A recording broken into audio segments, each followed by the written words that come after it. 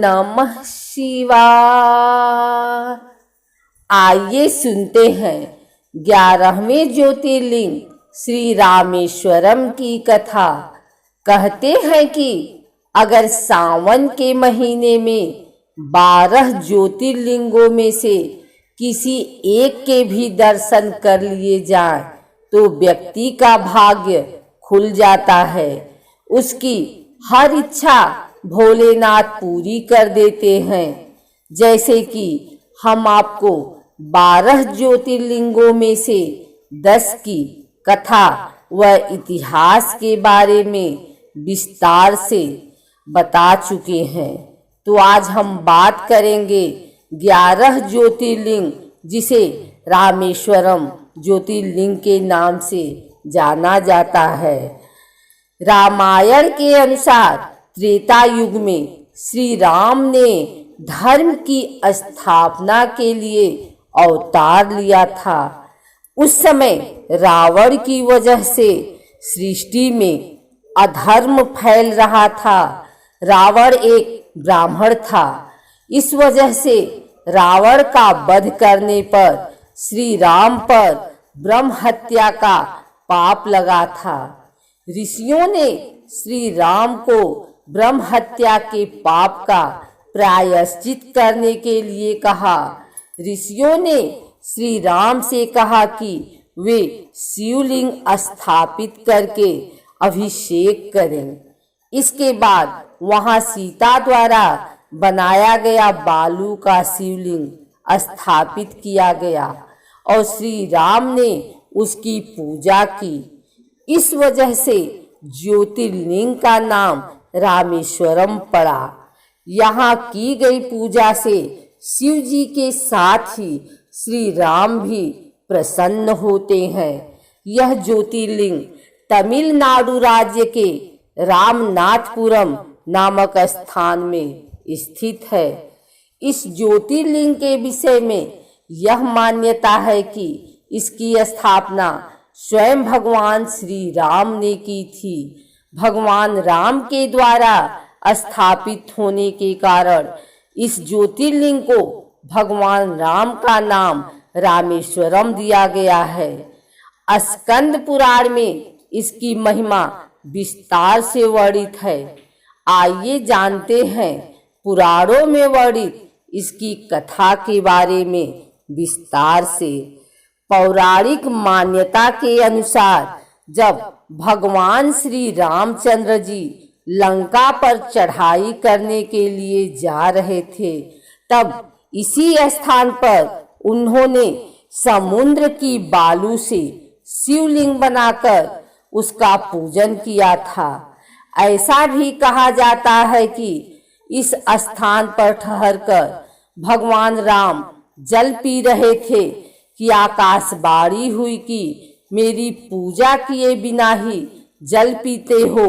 इस बाणी को सुनकर श्री राम ने बालू से शिवलिंग बनाकर उसकी पूजा की तथा भगवान शिव से रावण पर विजय प्राप्त करने का वर मांगा।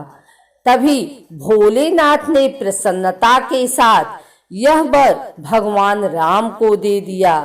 भगवान शिव ने लोक कल्याणार्थ ज्योतिर्लिंग के रूप में वहां निवास करने की सबकी प्रार्थना भी स्वीकार कर ली। तभी से यह ज्योतिर्लिंग यहाँ विराजमान है। इस ज्योतिर्लिंग के विषय में एक दूसरी कथा इस प्रकार कही जाती है कि जब भगवान श्री राम रावण का वध करके लौट रहे थे, तब उन्होंने अपना पहला पड़ाव समुद्र के उस पार गंधमादन पर्वत पर डाला था। वहां बहुत से ऋषि और मुनिगण श्री राम दर्शन के लिए उनके पास आए। उन सभी का आदर सत्कार करते हुए भगवान राम ने उनसे कहा कि पुलस्त्य के वंशज रावण का वध करने के कारण मुझ पर ब्रह्म हत्या का पाप लग गया है।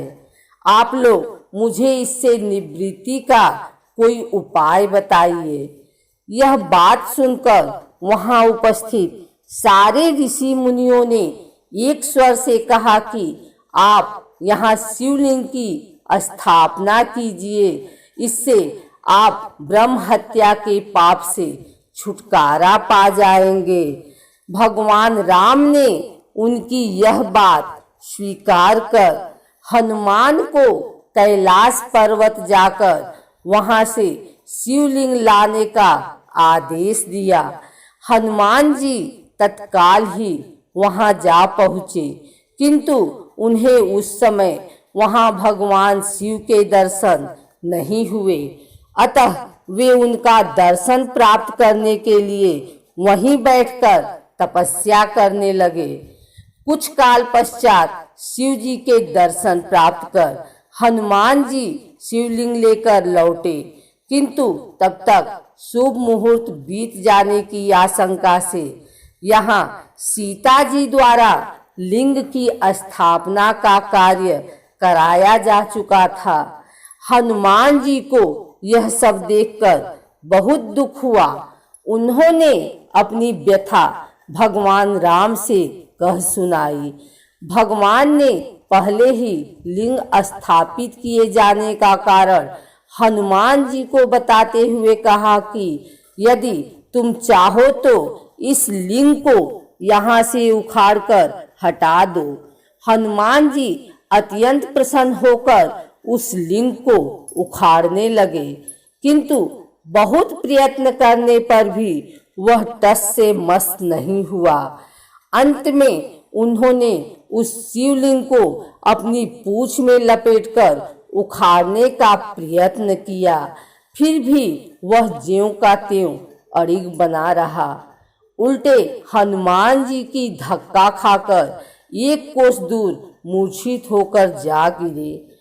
उनके शरीर से रक्त बहने लगा। यह देखकर सभी लोग अत्यंत व्याकुल हो उठे। माता सीता जी पुत्र से भी प्यारे अपने हनुमान के शरीर पर हाथ फेरती हुई विलाप करने लगी। मूर्छा दूर होने पर हनुमान जी ने भगवान श्री राम को परम ब्रह्मा के रूप में सामने देखा। भगवान ने उन्हें शंकर जी की महिमा बताकर उनका प्रबोध किया। हनुमान जी द्वारा लाए गए लिंग की स्थापना भी वहीं पास में करा दी गई।